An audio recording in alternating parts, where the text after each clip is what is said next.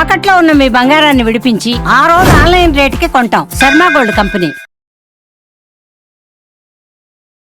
ఓం శ్రీ గురుభ్యో నమః.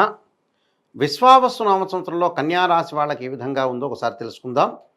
కన్యారాశి ఉత్తరా నక్షత్రం 2, 3, 4 పాదాల్లో జన్మించిన వాళ్ళు, హస్తా నక్షత్రం 1, 2, 3, 4 పాదాల్లో జన్మించిన వాళ్ళు, చిత్తా నక్షత్రం 1, 2 పాదాల్లో జన్మించిన వాళ్ళందరూ కూడా కన్యారాశి జాతకులు అవుతారు. టో, పా, పీ, పూషణ్, పే, పో అనే అక్షరాల వాళ్ళందరూ కూడా కన్యారాశి జాతకులు అవుతారు. కన్యారాశి వాళ్ళకి ఆదాయం అనేది 14 ఉంది, వ్యయం అనేది 2 ఉంది, రాజ్యపూజ్యం 6 ఉంది, అలానే అవమానం అనేది ఉంది వాళ్ళకి. అంటే అవమాన విషయంలో వచ్చేటప్పటికల్లా 6 ఉంటుంది. అంటే రాజ్యపూజ్యం అవమానం 2 కూడా సమానంగా ఉన్నాయి వాళ్ళకి.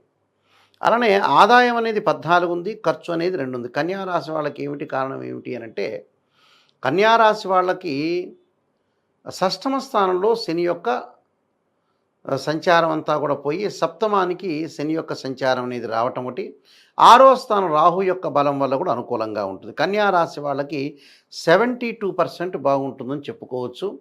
కన్యారాశి వాళ్ళకి దశమ స్థానంలో గురువు, అలానే కొన్ని రోజుల పాటు కర్కాటక రాశిలో గురువు యొక్క సంచారం వల్ల అనుకూలమైన ఫలితాలు ఉండటం, షష్టమంలో రాహు యొక్క ఫలితం వల్ల కూడా అనుకూలంగా ఉంటుందని చెప్పుకోవచ్చు. ఇక్కడ ముఖ్యంగా వీళ్ళకి చూసుకునేటట్లయితే ఈ రాశి వాళ్ళందరికీ కూడా అనుకూలమైన కాలం. ప్రయత్నం చేసిన ప్రతి పని కూడా అతి కష్టం మీద కొంత పూర్తి చేయగలుగుతారు. వివాహం కాని వారికి కొంత పరీక్షాకాలం అని చెప్పుకోవచ్చు.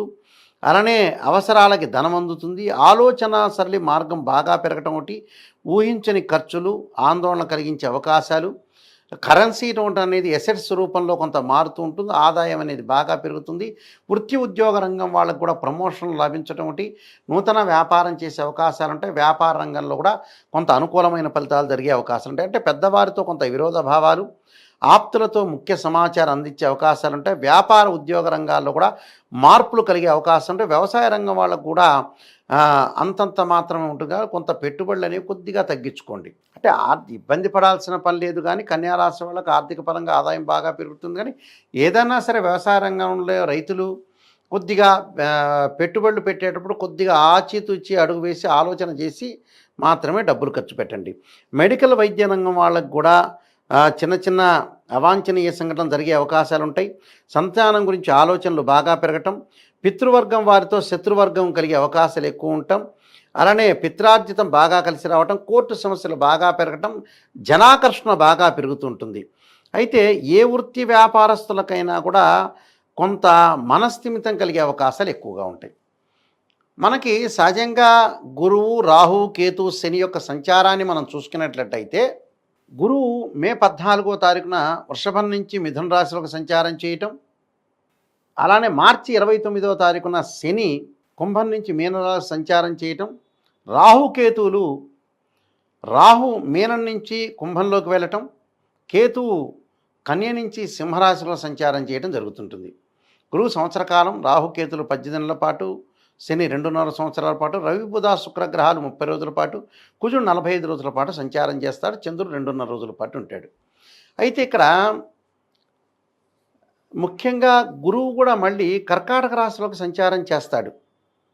అది ఎప్పుడు అంటే అక్టోబర్ 20వ తారీఖున మిథునం నుంచి కర్కాటక రాశిలోకి రావటం, కర్కాటక నుంచి మళ్ళీ మిథునంలోకి డిసెంబర్ 7వ తారీఖున మారతాడు. ఇక్కడ వాటి యొక్క ప్రభావం వల్ల ఈ రాశి వాళ్ళ, కన్యారాశి వాళ్ళకి రాహు యొక్క బలం వల్ల ప్రయాణాల విషయంలో అనుకూలంగా ఉంటుంది. ప్రయాణాల్లో ప్రముఖ వ్యక్తుల యొక్క కలయిక ఉంటుంది.